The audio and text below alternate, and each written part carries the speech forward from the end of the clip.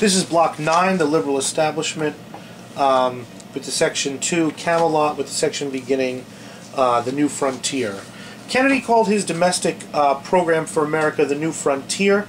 It gives a sense of, newness and modernist. Frontier is a powerful American term that Americans have always been, reaching across frontiers, conquering frontiers.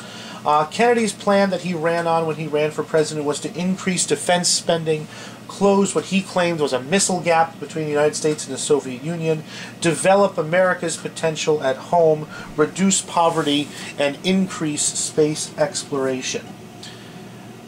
One of the reasons that the experts were so high on Kennedy's administration was because the experts themselves were staffing Kennedy's administration.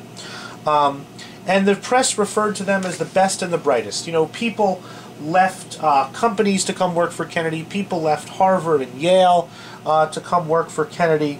Most people who worked for Kennedy's administration had gone to either Harvard or Yale.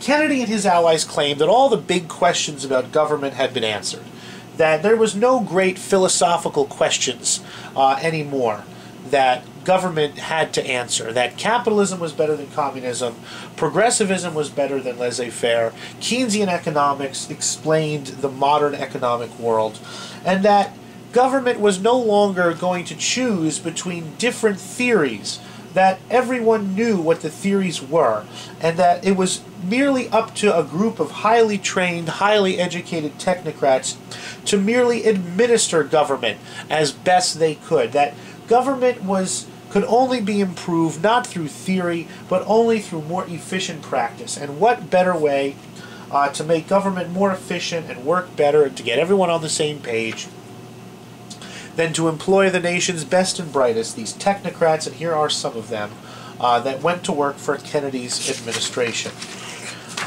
The watchword was efficiency and progress and technology. These youthful technocrats, these are men in their 30s and 40s, are known as America's best and brightest whenever the press reported on their activities. One of the New Frontier's most idealistic parts was known as the Peace Corps, which still exists today.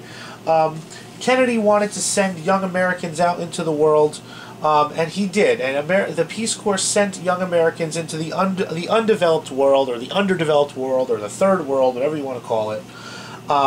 Those countries less advanced economically, politically, than the United States was. And their job, these young idealistic volunteers, would bring passion, and they would bring skills, and they would work to develop projects, dig wells, build schools, in benighted places in darkest Africa and Asia. And it was a way to spread American goodwill. It was a way for American college kids to feel good about themselves. It was a way to improve the lives of people, in less fortunate situations than than Americans were born in. It's something you can do. It's a thing people do sometimes still after college, and it's a legacy of the idealism that John Kennedy brought to the White House. That if just enough good Americans brought their skills and passion and knowledge to undeveloped parts of the world, then these undeveloped parts of the world would develop. They would become rich and prosperous and successful, just like the United States was. And that's the Peace Corps, which, like I said, exists today. You can see by the map. They have been active in most countries around the world ever since Kennedy established it in 1961.